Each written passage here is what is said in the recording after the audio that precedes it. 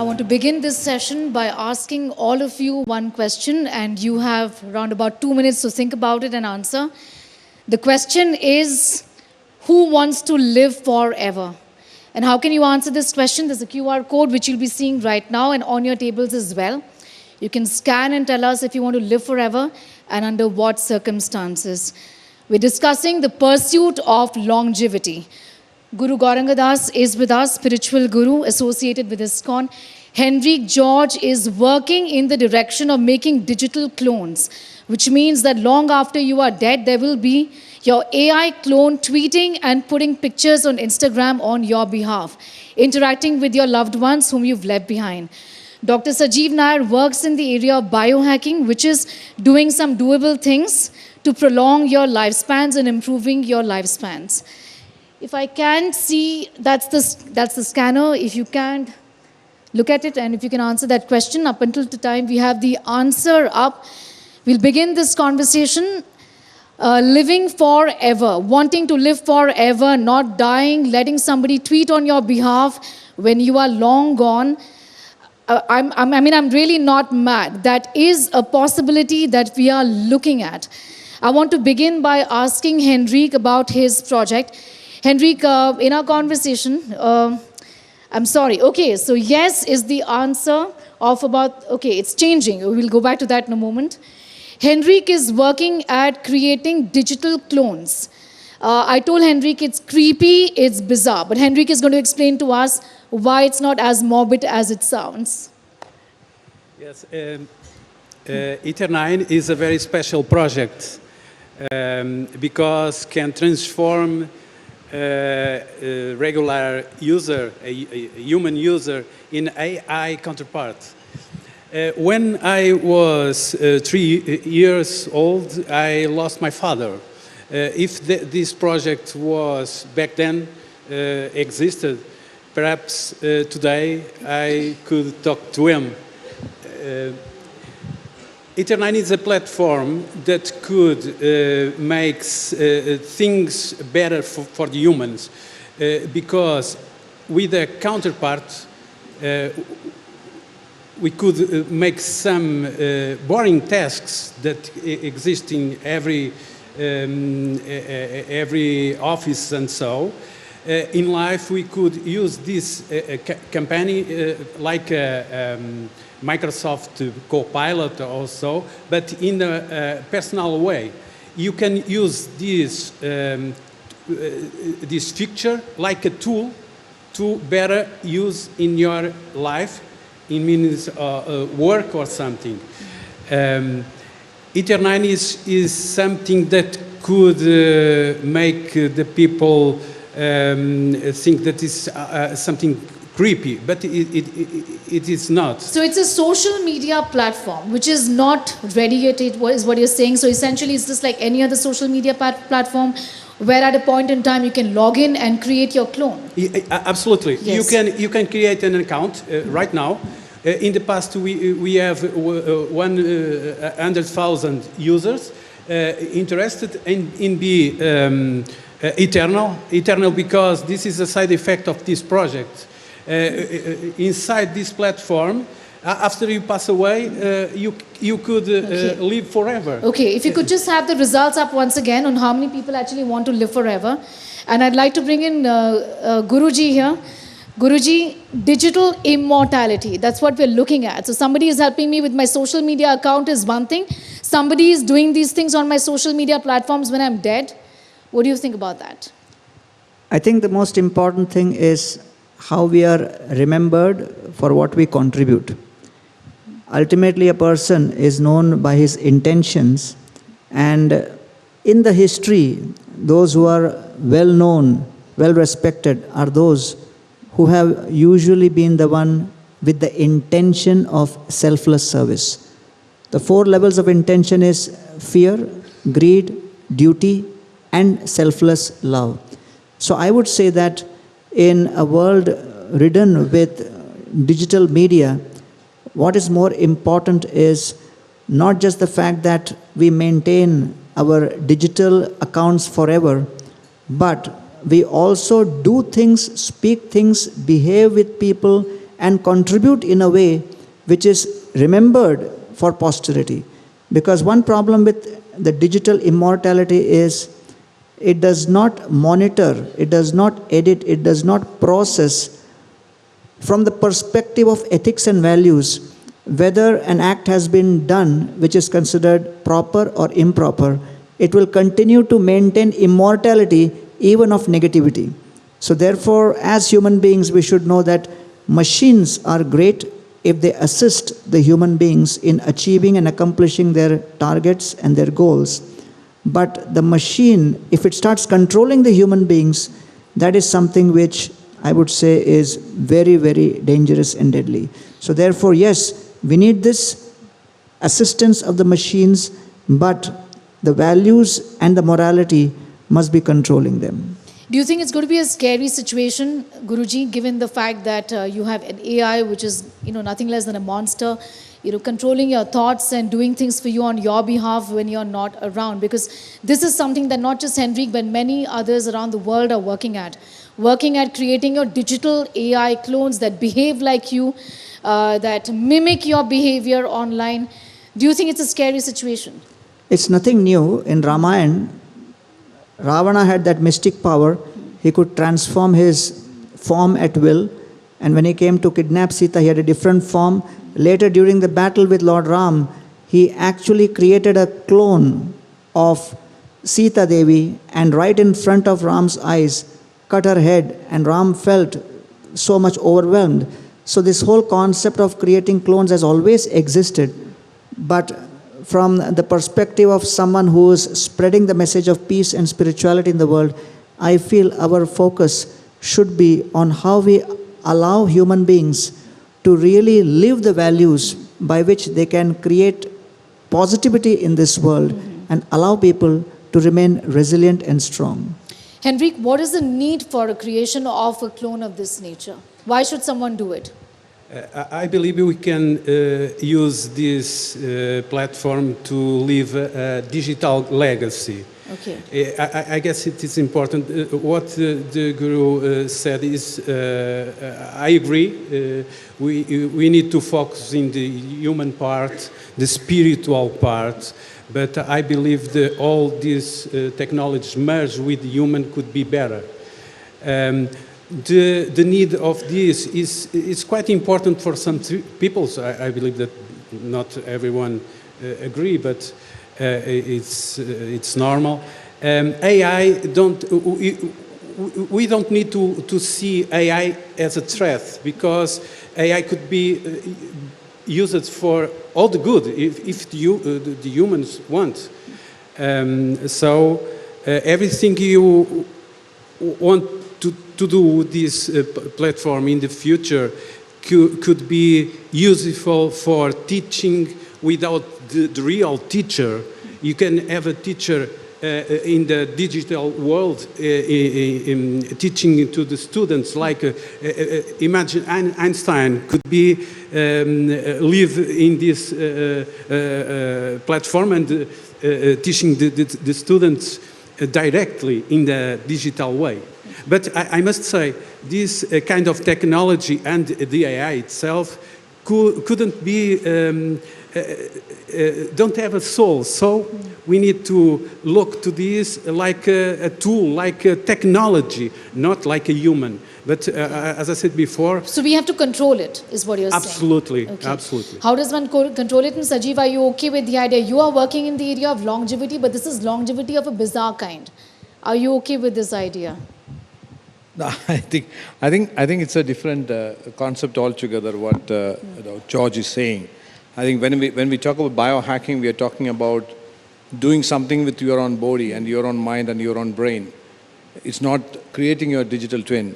So because biohacking also is not a new concept, but at the same time now it is really packaged in a better way from the Western world. But most of the concepts, if you look at in biohacking, can see that most of it has gone from the ancient wellness wisdom of India. Whether it is the grounding, whether it is concepts like breath works. Primarily, the objective of any biohacking technique is to enhance the performance, number one. And number two is definitely extend your health span, not the lifespan. There's no point in just living on medicine. How can you live longer with absolute health and vitality? That's the most important thing people are asking right now. And we have the solution right now. When we talk about mortality and all those kinds of stuff, yeah, there is a lot which, especially with the epigenetics coming in the forefront, a lot is being discussed where... We'll talk about epigenetics in just a moment from now, because I want to get into it and talk a little more about digital clones. Henrique, you said that we can't let technology dominate us. I want to ask you, how does this one, control this monster when it comes to your digital clone, somebody doing things on your behalf? I believe this technology could be a monster if the human also as a monster, because imagine my clone, if I'm a bad person, my digital version is also a bad person. So in this kind of way, I don't put aside the monster thing, because it's a real the AI threat is real, it's here. But there are tools and regulations that could stop this. Right. It's very hard. We need to worry a lot about this. But it's something that we couldn't stop, because the technology is rapidly evolving, and we must run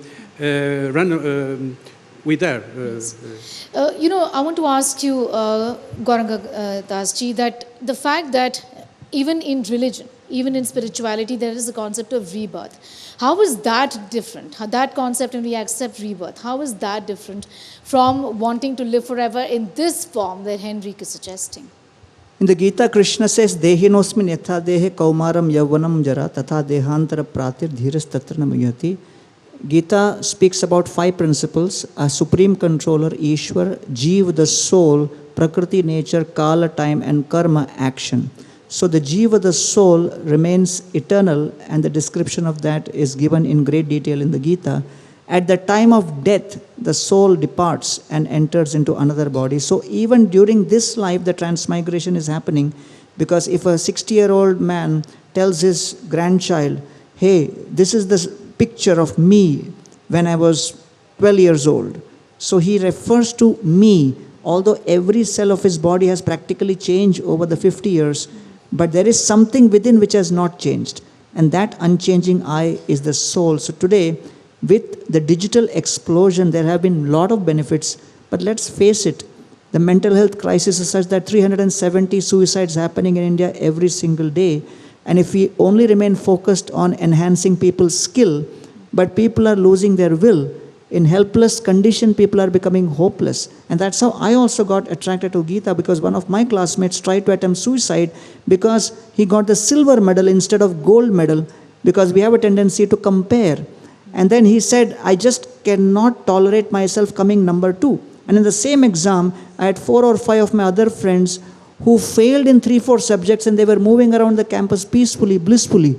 And I said, hey, how come you guys are moving around peacefully? And they said, our philosophy in life is simple. College mein ghusna apna kaam hai, nikalna college ka kaam hai. So therefore, today, the digital explosion is creating a lot of benefits, agreed. But let's look at how it's impacting the ability of human beings to control over themselves. Here we are talking about controlling some clone. People are losing control over themselves. Night is meant for sleeping. 70% of the world leaders are not able to sleep on time. And what kind of control are we talking about? So let's look at discipline, which is a fusion of intention and action. And that's what the Gita is focused on. And I definitely feel the human society needs a ton of self-control than what they are currently going through. I also want to ask you, the Western world, where a lot of these concepts are getting developed, is no different in that sense. They're more disturbed in a way, given the kind of access that they have also to digital accounts, gadgets. The kind of competition that we see in the Western world, of course, is there in India as well at this point in time. But more so, the need for bliss is there in your part of the world as compared to ours, isn't it, Henry? Absolutely. No, I'd like to get in your comment and then Henrique's comment as well. Yeah, absolutely. Because when Srila Prabhupada went to London with the Bhagavad Gita, so one reporter asked him, Swamiji, why you came to London? And he said, well, for last 300 years, the British took from India gold, emerald, rubies, all kinds of jewels and wealth, but they forgot to loot the most important and precious jewel, the Bhagavad Gita. I have come to do home delivery of the Gita here. Nice. So therefore, I would say that yes, the need for self-control and connecting with one's own self is there globally. ISKCON is currently present in 1,100 locations across the world in 120 countries, and where people have never heard the word Krishna before, but it's a science. The soul connects to the Supreme just like fish connects to water. Henrique, the argument, of course, is that this will upset the natural order of things as well. Yes. Taking the words from the Guru, I must agree with you because the people are confused about all this acceleration. Technology is not the important. You don't need to put the technology on the top. You need to put the human being on the top first. Then you can use the technology to make a better person. There is a need of balance of all this. In my project, I don't want to make the machines or the digital clones on the top. I make this project to create some kind of balance between the human and the machine. The machines doesn't have a soul, absolutely, and I don't believe that will be a soul in the near future, nor self-awareness or something. So we need to not go so fast. Imagine the AI that will take the world or something. No, I guess we don't need to be afraid of that. Okay. No need to be afraid. Okay, now let's talk about the pursuit of longevity as well. It's not just about wanting to live forever online long after you're gone, but also prolonging your lifespans. People world over are doing it. Sajeev works in that area of biohacking. Sajeev, quickly, if you could just tell us what are the doable things that people are doing for biohacking and why has it picked up so much in not just in India but all over the world right now? Yeah, that's a very good question. In fact, wellness as a space has been growing for the last 2 decades. But all of a sudden, the biohacking space has started growing only because of one reason, that now everything is measurable and monitorable. Now, this smart ring is reading my sleep, my heart rate, my respiratory rate. Everything is being read by this small ring. And you can have so many devices. IoTs and AIs have really revolutionized. I got on my mobile, I got the AI-powered super app which can actually read my face, straight away tell me about the blood pressure, about even to the extent of reading your cholesterol level without touching your skin. So that's the scale at which the technology and science has moved in. So when you have so much of things happening, and you all must be knowing that one area on which AI and IoT has done an excellent job is in the health tech. Now with that, we don't require to really depend on other people. People can take charge of their own health and well-being. There's no doubt about it. Only thing is that you should be knowing. Because right from your DNA, you can decode your DNA, you can come to know about all the kinds of gene variants which you are carrying, which can lead to different diseases. And you can also understand the triggers which can make the gene express. And once you find the triggers, you can block the triggers. Once you block the triggers, you are actually stopping the lifestyle diseases to happen in your life. That's why well-known geneticists are talking about death is going to be optional by 2045. And there are some genetic scientists who are already declared that the child who is going to live more than 1,000 years is already born.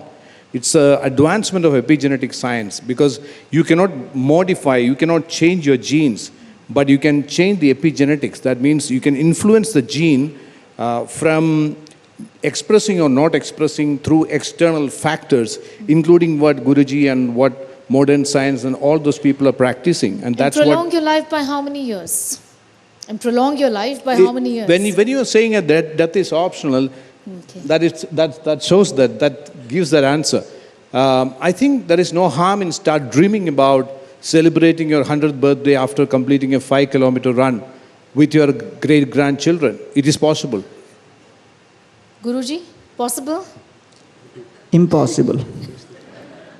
Nasato vidyate bhavo, na bhavo vidyate sata, ubhayoropi drishtantas tanyos tattvadarshibhi. So we are basically in two different industries. Automobile industry is one industry, travel industry is another industry. So they help keep the body fit like an automobile, make better and better model of Rolls-Royce, Porsche, Audi or whatever, so that it can run smoother with minimum maintenance and stuff like that. That's called improving the quality of the body. But we are in the business of helping people get the right GPS destination, the direction. So therefore, if your focus is only on speed and comfort of the vehicle, someone has also got to ensure that the vehicle is moving in the right direction. So the Gita is offering multiple options of what kind of destination is possible for the eternal soul after death. And that's what all spiritual traditions are engaged in helping people evolve. So in fact, spirituality is very systematic, very organized. It's just not been communicated properly, and therefore there is a gap between what it has to say and what people understand. Just like I was giving the Gita to somebody in Mumbai, and the guy looked at me and said, "Ye Gita free mein hai na?" I said, "No, it is for 70 rupees.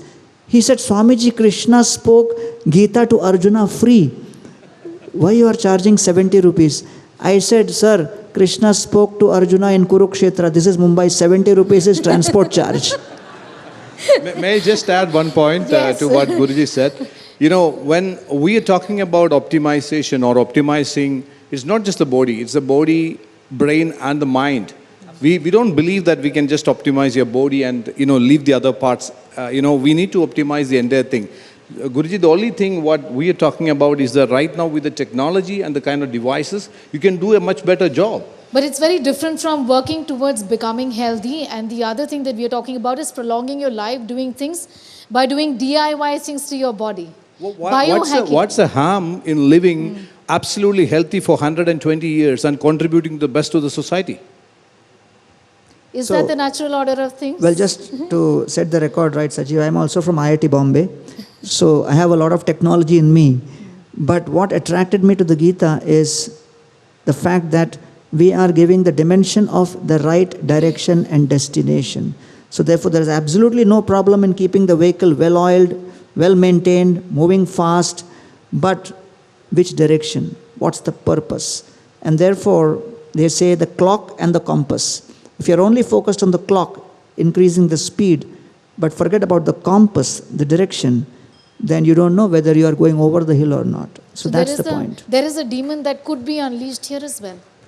Is Absolutely. There are too many demons, because today the problem which people are facing is, I call it the three cancers of the mind: comparing, complaining and criticizing.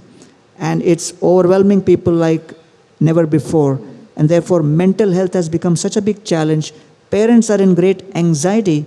And I would say that in our spiritual traditions, there used to be a recommendation of fasting, upavas.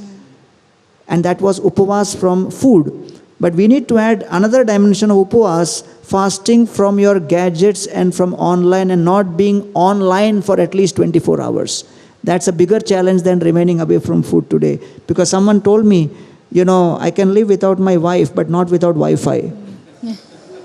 That's a good biohack. Also, Henrique is working in the area of making people hooked to their gadgets even after they're long gone. So that's another story. I want to ask you, Henrique, do you want to prolong your life the way Sajeev is trying to? To be honest, I guess not. No? You don't want to live 100 years? You rather have your clone tweet about what you want to tweet long after you're gone? And not do it yourself? In that way, yes. Okay. But biological, I guess not. Because the question you said in the start of this session, who wants to live forever is a good question, I guess.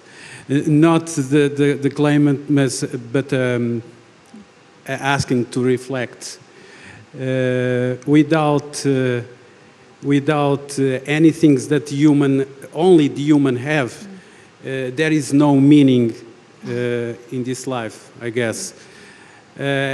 We need to also look to the technology as a working in progress, but the real attention, as I said before, is the human. Okay. We need to improve not only the machines, not only the technologies that surround us, but in first place ourselves. We need to be better humans. I know that the world is is crazy in these few years. Yes. With the AI, the rising of the AI, generative AI, and so it was very rapidly all this growing, and I guess the humans are still not ready. Right. Humans aren't ready. Yeah. We're really running out of time, but I want to bring in this aspect. And because you are into biohacking, bizarre things that are being done by people, putting themselves in oxygen chambers, draining their blood plasma from their bodies, putting back the blood of their son, their younger son, in an attempt to look younger. And people are following it. How dangerous is it? You need proper analysis to be done. Who is going to do that analysis? There are functional medicine doctors who are trained on this kind of aspects. Without doing this kind of things and just by watching some videos, if people start doing it, that's harmful, definitely. You are saying the oxygen chamber, hyperbaric oxygen has got plus and negative. And most of the people, when it is actually being, many cases of, even I can give you autistic cases, we are seeing extremely great result when it comes to hyperbaric oxygen. So there are good things around most of the things, but only thing is that you need to know your genetic profile, number one, and you need to know how your metabolism, how your entire systems are working, which has to be properly analyzed. That is what I said at measure. The genetic kundli is more important nowadays than anything else. Genetic is not the only thing, but your genes are carrying the information which can actually express as diseases. So once you know about it and once you know that what is triggering that gene to express or switch on, and if you can block the trigger, that can actually help you to actually extend your health span. Concluding words to you, Guruji. I want to ask you the danger that this is. Biohacking up to a limit, but who knows the limits nowadays? Do we know the limits of using our phones? We don't. So all of this that is being blindly followed on social media by so many people, even in India, doing all kinds of things and then harming themselves. If someone takes a cricket ball in their hand and goes to a beautiful house which has glass panes and starts throwing on the glass pane, that would be destructive. Yes, the cricket ball is great, but he needs to be in the right place, in the right stadium, in the right field, under the right coach, and that same cricket ball can help him get glory and help the country get glory. Similarly, if the principle of keeping one's life alive for a long time is taken into consideration, in Sanskrit, asu means life breath. And asu ramante iti asura. You must have heard the word asura. Asura basically comes from the Sanskrit asu ramante iti asura, means one whose mission is to keep his life breath going at any cost, even at the cost of others' lives. So that kind of psychology is called asura. Therefore, to have the desire to keep the life prolonged in a healthy manner is something which is always recommended, and the entire science is given in our Vedic scriptures called Ayurveda, which is how to enhance life in the proper bona fide manner, managing one's sleep, recreation, work, and proper eating habits. And therefore, as again I said, we are not against technology, We're not against modernization, we're not against digital, but the question is, who is controlling whom? Who's controlling who and how does one, and why is it important to now go back to our basics, I think should be the focus on. I'm going to thank all of you for joining in with your thoughts at this point in time. Thank you. Thank you so much.